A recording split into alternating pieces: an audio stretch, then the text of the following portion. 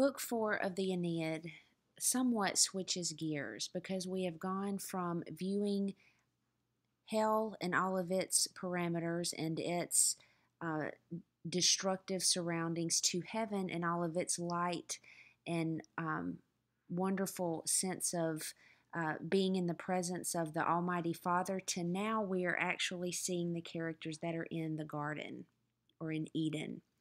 Adam is the first man created by God, forbidden to eat the fruit of the tree of knowledge in paradise. Eve is the first woman created by God out of Adam's rib, tempted by the serpent to eat the forbidden fruit. Gabriel, an archangel guarding the gate of paradise, and then another character, Uziel, an angel who is next to Gabriel in power, also guarding paradise.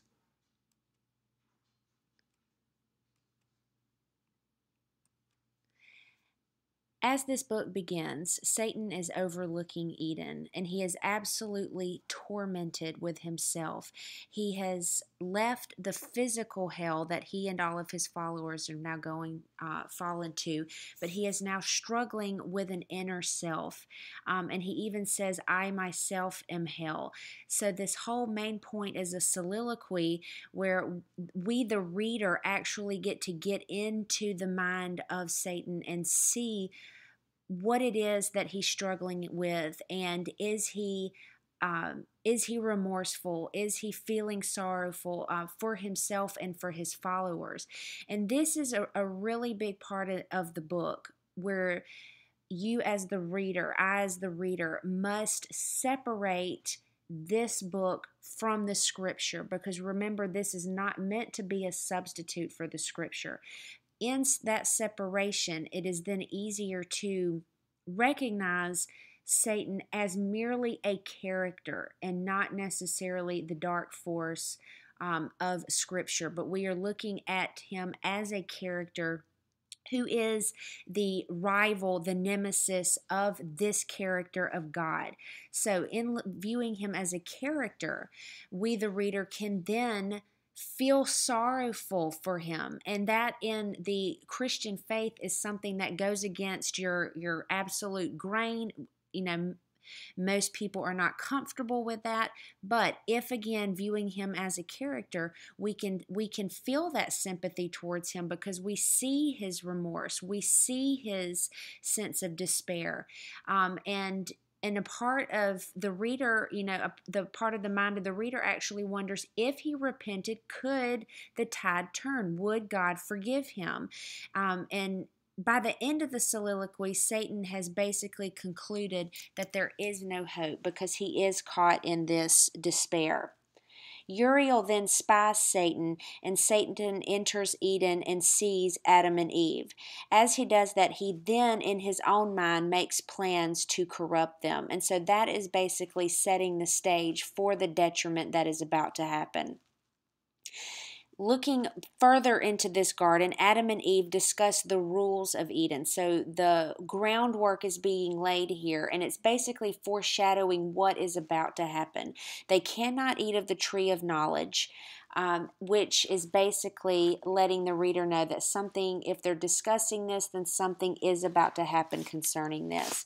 And they reminisce of their meeting each other. And this is in a way meant to give the reader the backstory as to what has happened, if the reader is not familiar already with the story from the scriptures. With that, Uriel and Gabriel plan to find and capture Satan. And also with this, there's a long passage where Milton actually praises this wedded love, because there's a real in-depth look at the relationship between Adam and Eve. And then with that, the theme of gender roles and the issue of gender roles comes up, and we'll discuss that momentarily. Satan is then confronted by these two guards of the garden, and he flees Eden. Going now and looking at those gender roles, according to 17th century culture and the way that Milton views Scripture, man has absolute rule and woman is subject to him. 17th century culture thought between male and female, and their beliefs is based on earlier beliefs of Aristotle. But between male and female, the former is by nature superior and ruler, and the latter inferior and subject.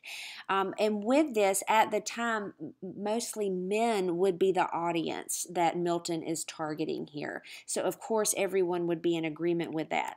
Milton also states, looking at Adam, that he was made for God only, and she for God in him. And this alludes to 2 Corinthians 11 when it says, he is the image and the glory of God, but the woman is the glory of the man. Neither was the man created for the woman, but the woman for the man. So this, going back to what we had discussed earlier, that natural hierarchy, and especially the natural hierarchy that was believed in the 17th century belief system, this fits in perfectly. It has been, again, the subject of much debate, the subject of writing journals for critics, and an ongoing discussion that will continue to go on to the end of the age. But according to Milton and his time period, this is what stood. Another issue that arises is that idea of the use of Latinisms, because again, keeping with Milton wanted to do for the English what Virgil did for the Latins, Italians, and then what Homer had done for the Greeks, he incorporates the use of Latin phrases into his work, multa volvens, meaning much revolving, and this is how Milton describes Satan's state of mind in his soliloquy. Me miserum is me miserable. Again, Satan's situation in his state of mind. Amabilis, which is amiable, describes Adam and Eve's relationship and situation. And then irriguous, which is like the English word meaning well-watered valley in describing the garden.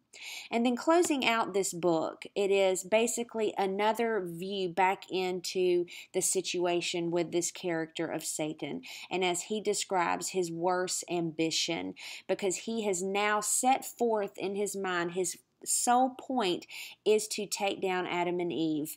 Not necessarily, yes, he is envious of them, but if he can do that, he knows that that will be a great disappointment and devastation to God, the Creator, and that's exactly what he wants to do. So it closes out with this: now conscience wakes despair that slumbered, wakes the bitter memory of what he was, what is, and what must be worse. Of worse deeds, worse sufferings must ensue. So that waking despair that was slumbering within him has now, again, multivolvens, much revolved, and is now fully awake and thriving in him. And because of this, because of the deeds that he has created and what he has done, more suffering is on the path and is in the future.